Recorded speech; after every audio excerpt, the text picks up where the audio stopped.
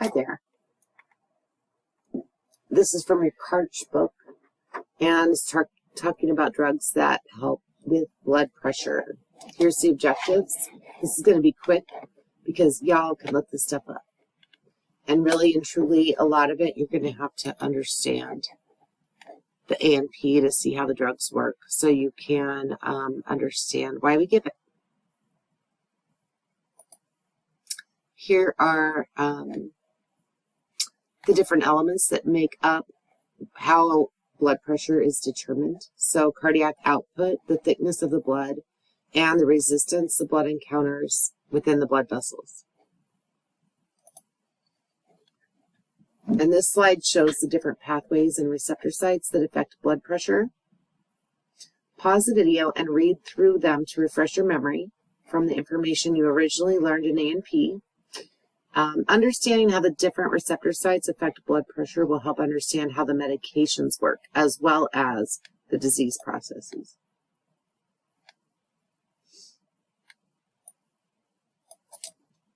And this is the renin-angiotensin system, or the RAS system.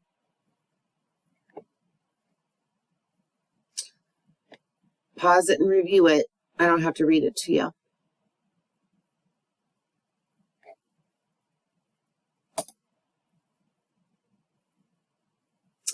So your risks, or your patient's risks, for developing coronary artery disease related to hypertension. These are the things that happen when you have high blood pressure. It can thicken your arteries, narrow your blood flow because the arteries are thicker. It thickens the heart muscle because it's having to work harder because it has to have increased pressure by the muscle of the heart to contract and push the blood through those blood vessels. So it increases the workload on the heart. Also, high cholesterol levels can increase the rate of plaque buildup. Diabetes is also associated with higher risk, as is being overweight. Lifestyle plays a hugely massive role in high blood pressure. So does family history. So lots of things. So most things are modifiable, but not all. Conditions that are related to untreated hypertension. We've talked about this in previous. Loss of vision from those microvascular hemorrhages behind the retinas of the eyes. Renal failure, stroke, death, cardiovascular disease. Not good things. Excuse me. And there's those categories again. So here's some different things that you can do to treat hypertension. Lifestyle modifications. You can try that. And if that does not work, drug therapy is added. And if that's inadequate, they may change the dose or change them to a different class or add a different medication. And then if all of that still doesn't work, they just keep messing with the meds until hopefully the hypertension is controlled. So basically, mess around with it till you get it figured out. Types of drugs used to control blood pressure. These are the classes. You've got diuretics, and those decrease serum sodium levels and blood volume because you get rid of that excess blood. Your ACE inhibitor blocks the conversion of angiotensin 1 to angiotensin 2 in the lungs. So what it does is it blocks the angiotensin 2 receptor, blocking the effects of angiotensin on the blood vessels.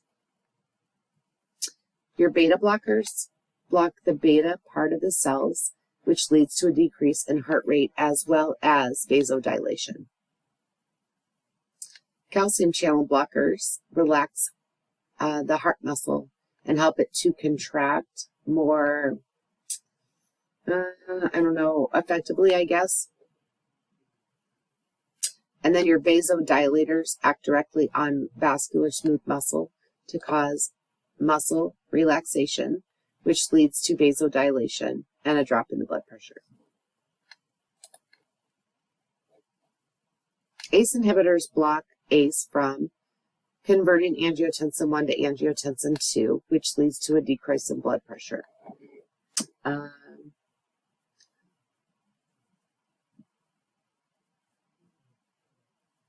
We can use these drugs to treat hypertension, heart failure, diabetic neuropathy, left ventricular dysfunction following an MI or a heart attack. So it is well absorbed, and it's metabolized in the liver, excreted in urine and feces. This is lisinopril. Your prils is how you're going to remember ACE inhibitor, PRIL, because there's a lot of different names. Look at all these different names. But if it ends in pril, it is an ACE inhibitor. And this is how they work. So for those of you that are visual, pause the video and review the information and make note cards or study guides.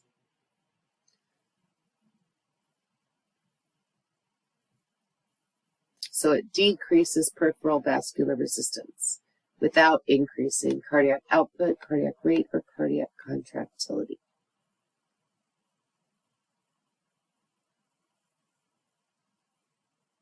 Ends in pril, or think April. Here's the side effects. It can cause dizziness, orthostatic hypotension. Think about this right here. You're going to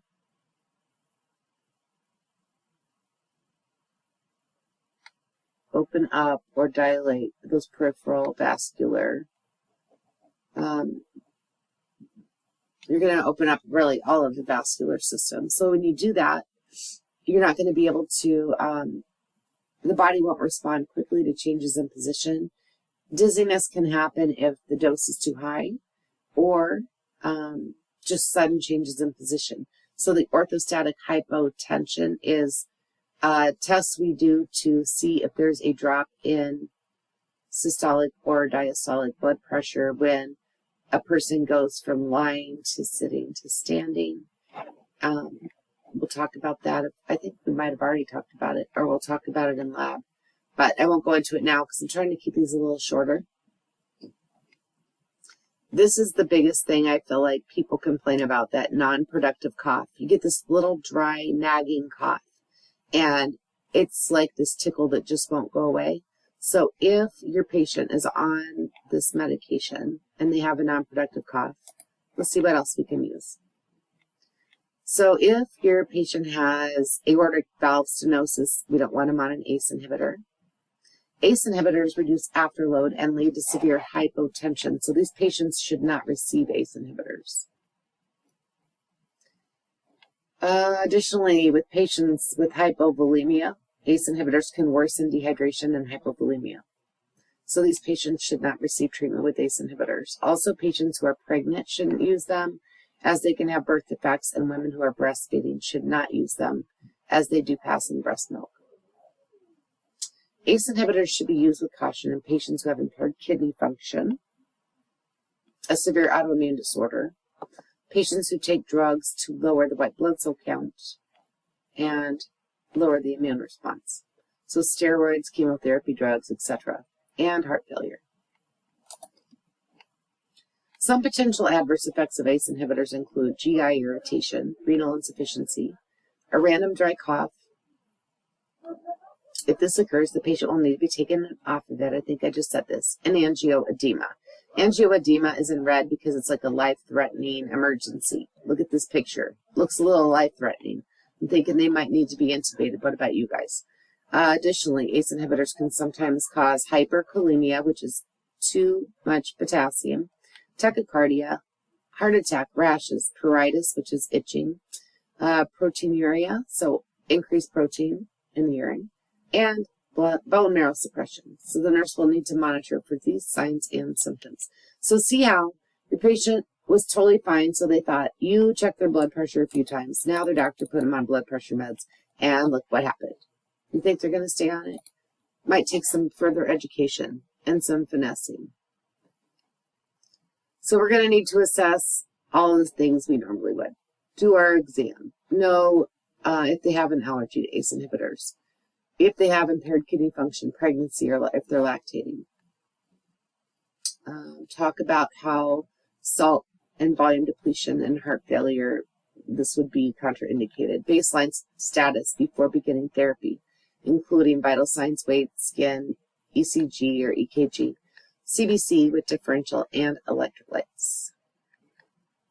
And think about, why do I want to know these baselines before I start the drug? Next up, contraindications. Don't take an ACE inhibitor if, I already said all this. Why are there 17 slides that say the same thing? I don't know, but we're going to go ahead and skip ahead because we've talked about it.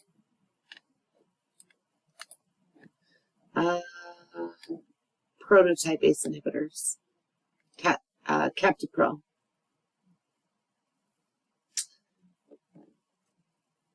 So again, it blocks angiotensin 1 from converting to angiotensin 2.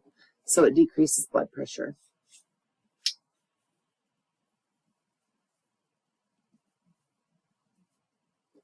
You're going to lose sodium and fluid. You're going to have a small increase in potassium levels. So we're keeping an eye on potassium, sodium, fluid losses. If your person already has an issue with fluid losses, or they have hyponatremia, probably not going to put them on this med. And there's your adverse effects. And there's your half-life, 2 hours.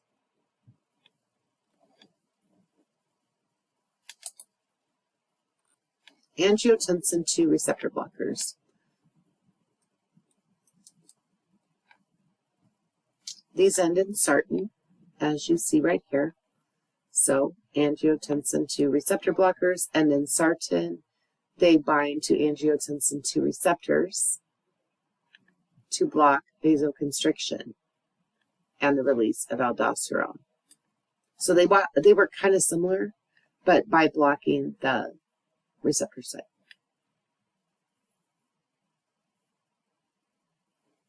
That's pretty much all you need to know about that.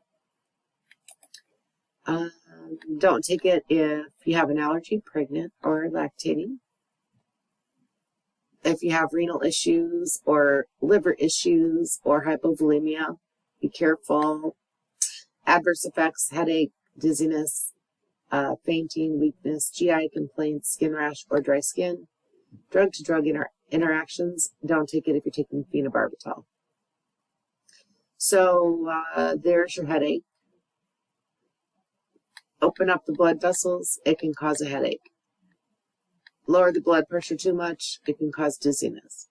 It can cause fainting. It can cause weakness. And then there's some more information about ARBs, which, by the way, that's what we call them, ARBs. ARBs end in sartan. Here's your effects that you don't want to see.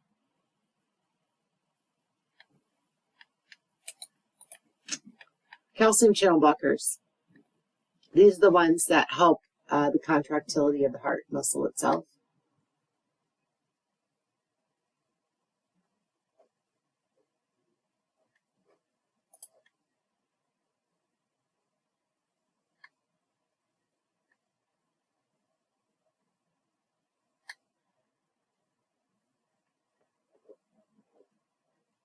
See, it helps. Look, they're very nice drugs. B and D. Those are the names of them. Verapamil, nifedipine, and diltiazem. Very nice drugs. Calcium channel blockers. Here's some other names.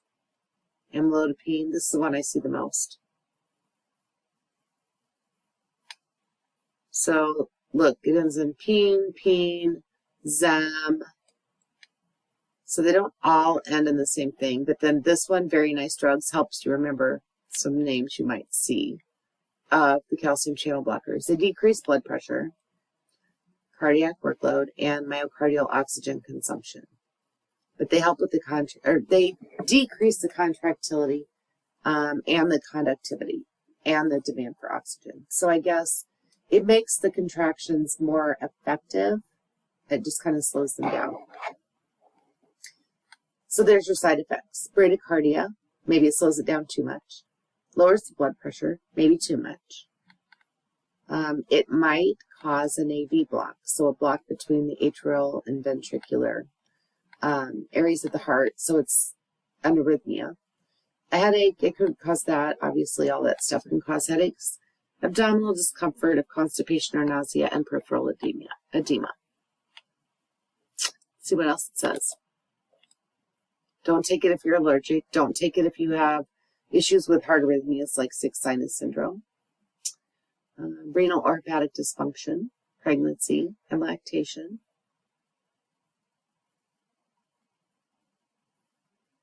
Adverse effects related to effects on cardiac output, GI symptoms, cardiovascular symptoms, peripheral edema. Perform a physical assessment to establish baseline, get their vitals, ECG. You might need to get those throughout because maybe they need to get them every so often because they can have this change that can cause a block. The medication can cause it. And there you can have drug-to-drug interactions with cyclosporine. So if you see cyclosporine and they're on a calcium channel blocker, maybe ask the pharmacist or the doctor, are you sure you want to do that? And then monitor lab tests. What's their liver and renal functions looking like? And here's some information on diltiazem.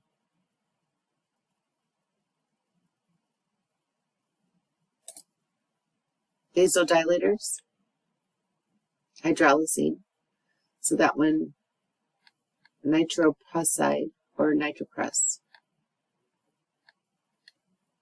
I haven't even ever given these. I have given this one quite often. So these, probably I haven't given these because they're given in ICU, I bet.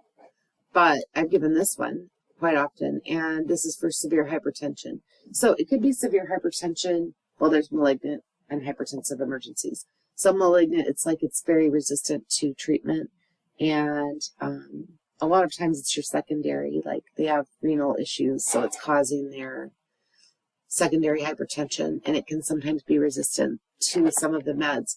So we'll give hydralazine, sometimes scheduled and sometimes available PRN if their oral medications aren't working. But we want to make sure that if we're giving these medications, that we know if they have an allergy, we know what their kidney and liver function look like, and we are looking at all of those labs.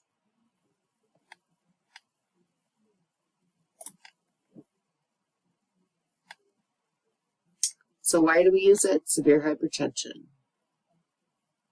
It does absorb quickly and widely. It acts pretty quick, especially if you give it IV. We're using caution if they have peripheral vascular disease, if they have coronary artery disease, heart failure, or tachycardia. And the adverse effects are related to changes in the blood pressure.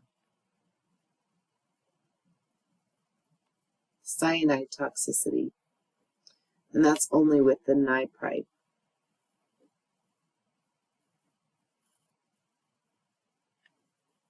Diuretics. Watch the eyes and nose. So here's hydrochlorothiazide.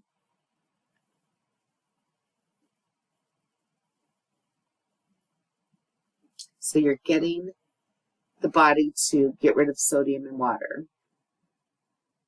to lower the blood pressure. So you're getting rid of excess blood, basically.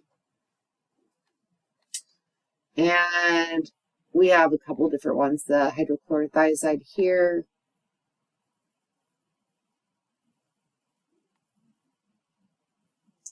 Thiazide. Thalidomide. Zone. I'm just looking at all the endings. Potassium-sparing diuretics. Spironolactone is the one that, spironolactone or aldactone, same thing. That's the one I see the most. This one you have to watch potassium. You have to watch potassium with all of them.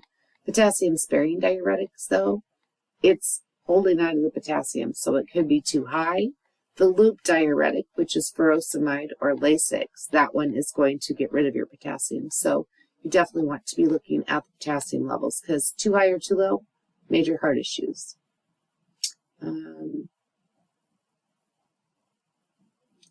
These are the first medicines to treat high blood pressure a lot of times, the thiazide diuretics. And if diuretics aren't enough to lower the blood pressure, they might get additional medications. They are used to prevent, treat, and improve symptoms in people who have heart failure, liver failure, fluid buildup in the body, certain kidney disorders like kidney stones. The 3 diuretics you need to know for block 1 are the hydrochlorothiazides, spironolactone, and furosemide.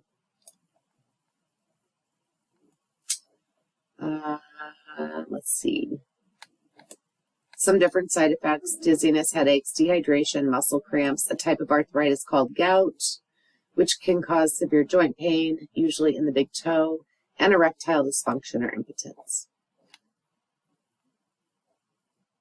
And you can imagine that it can cause you to be dizzy, headache, dehydration, muscle cramps, because you're messing with sodium and potassium.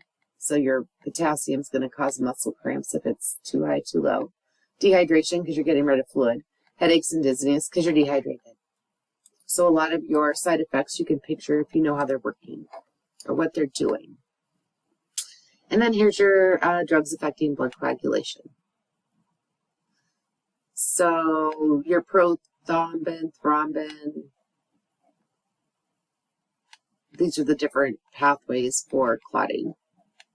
I think that's just a cute little picture. Oh, it's going straight into another PowerPoint. This is sneaky. I don't know if I like that. There's your objectives.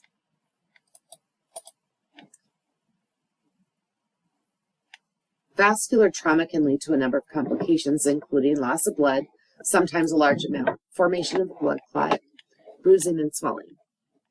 First, local vasoconstriction seals off a small injury. Platelet aggregation then forms a platelet plug. Hagman factor is activated, then the intrinsic pathway converts prothrombin to seal the system. Then the extrinsic pathway clots the blood that has leaked out of the vascular system and the clot is formed. I don't think you need to know all that. All you need to know is your different anticoagulants work on different areas of this pathway to make it so your blood doesn't clot as fast. So when platelets adhere to a damaged vessel, this activates when your tissue is injured, and it stimulates coagulation factors and other things to try to achieve homeostasis and stop the damage and repair it. But when we do that, then things start to stick together and then we have issues.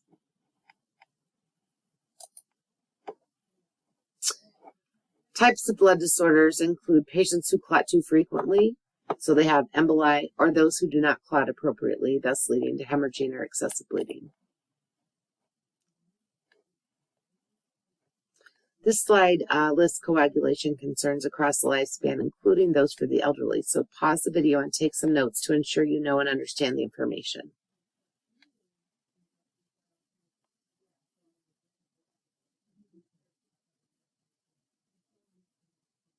Okay. Here's some common anticoagulants, also referred to as blood thinners, and they interfere with the clotting cascade and thrombin formation, preventing or reducing the coagulation of blood, prolonging the clotting time. Some anticoagulants include apixaban or Eliquis. I don't know how to say this next one. Dabigatran or Pradaxa, rivaroxaban, Xarelto, and warfarin, Coumadin. An antiplatelet drug, also known as a platelet agglutination inhibitor or platelet aggregation inhibitor, is a member of a class of pharmaceuticals that decrease platelet aggregation and inhibit thrombus formation. So antiplatelets alter the formation of the platelet plug and decrease the formation of the platelet plug. Some examples include aspirin or acetylsalicylic acid. That's aspirin. All of those are examples of aspirin. And NSAIDs, and clopidogrel or Plavix. So these are antiplatelets. They work to prevent the formation of the clot. These work to increase your clotting time. So that's the difference between an anticoagulant and an antiplatelet. I feel like I don't need to read to you. Why do we give people antiplatelets? Well, if they have a risk of strokes or a history of strokes or TIAs, or if they had an MI, sometimes they use them for anti-inflammatory use or analgesic use or antipyretics. These are your antiplatelets. They're well absorbed and they're excreted in the liver and, oh no, I'm sorry. They're metabolized in the liver and excreted in the urine, like I feel like most other things. So they don't want to use them with patients who are pregnant, lactating, and use with caution if they have bleeding disorders, makes sense, or if they've had recent surgery, or a closed head injury. We also want to know if you have somebody who is coming in for emergency surgery or has a head injury or are they on any of these medications? Adverse effects include bleeding, headache, dizziness, weakness, and GI distress. You can also have, think about your aspirin, you can have GI bleeds from your NSAIDs and your aspirins. So here's your nursing considerations for antiplatelets. I don't feel like I need to read them to you. So pause and look them over. Antiplatelet. Clopidogrel or Plavix, but you're going to see clopidogrel. On your test, here is a nice little picture for those of you that are visual.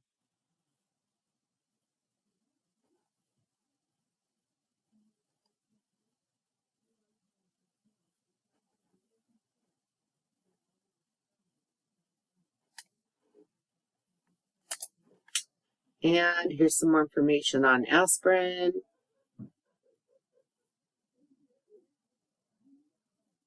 Aspirin toxicity. Remember, like, I don't remember, there was something, Bright syndrome. They stopped selling baby aspirin. I don't know if they even sell it now, but I used to eat it like it was candy. I loved it. And so I'm lucky I didn't die. I feel like most of us kids born in the late 60s, early 70s are lucky we didn't die from many things, that being one. Heparin and warfarin. Remember, warfarin is the one that is an anticoagulant. And we especially give it to people that have had like valve replacements. But also we give it to many people because it's very affordable. It's also harder to manage the level, and we do that by checking their INR. Normal for people not on an anticoagulant, their INR is 1. Therapeutic levels of warfarin in an INR blood test should be 2 to 3 typically.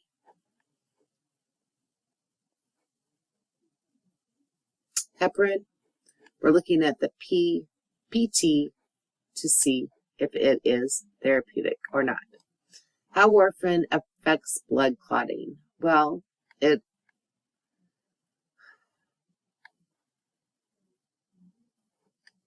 blocks K, basically. It reduces the body's ability to make vitamin K. And vitamin K helps us clot. So vitamin K is also the antidote to warfarin.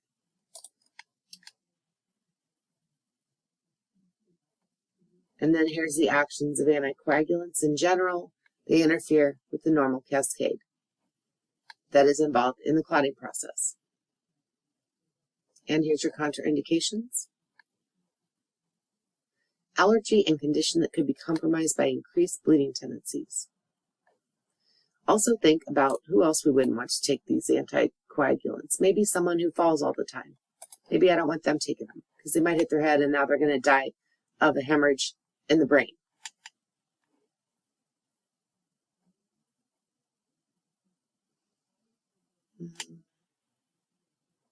Again, I feel like you guys can read this. Salicylates, those are aspirins. Drug-to-drug interactions. So salicylates, probably that's, you're taking aspirin and this. It might be a synergistic effect. More nursing considerations. Things you need to be aware of and things you should be doing. All of these are really good to be using for your taking your notes from here and writing them on that one pager for your, I don't know what it's called. I can't think of it. Whatever it's called. Because I can't talk at all this whole day. This is information on heparin. Heparin is given via IV or subcutaneously. We do give it via IV for people that have an active thrombus. It doesn't dissolve the clot, but it thins the blood out to be able to get around the clot while it is naturally absorbed. Subcutaneously, we typically give that just as a prophylactic to avoid a thrombus.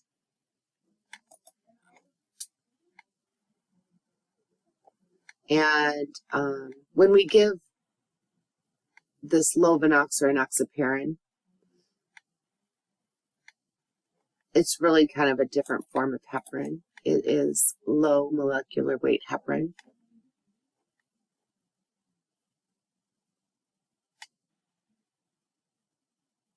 And again, it's to prevent clotting and emboli formation after surgery, or when your patients are on bed rest, or when they're just in the hospital. Bleeding precautions. Know this. When to call the doctor. If you suddenly develop blood in your urine, or you have a nosebleed, or you have gum bleeding,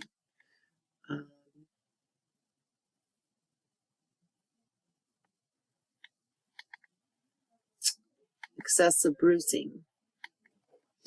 Bleeding precautions are implemented when we're using anticoagulants, when we have liver disease, because that's what the liver is what makes most of our clotting factors. Then your platelets are less than 150,000. I don't know if we would still say it's less than 150, because remember, we have a lot of new resources that say normal platelets is 100,000. So I would say if your platelets are less than 100,000, you want to be on bleeding precautions. Hemophilia is present, which is a clotting disorder, or you're using a thrombolytic medication. Limit needle sticks. Don't give aspirin. Use an electric razor, small gauge needles, decrease needle sticks, and protect from injury. So it kind of goes along with you don't want to give these to people that fall. Here's your reversal antagonist for your anticoagulants. So warfarin, we talked about this in lab, it's vitamin K, or fresh frozen plasma. My guy that had warfarin level, or an INR level of 13.4, he got 6 bags of fresh frozen plasma. Heparin and enoxaparin, we give protamine sulfate. You always want to know what your reversal agents are for drugs that can kill you, so there you go. Make sure you know those. Add those to your drug information card on these medications. Thanks, we're done.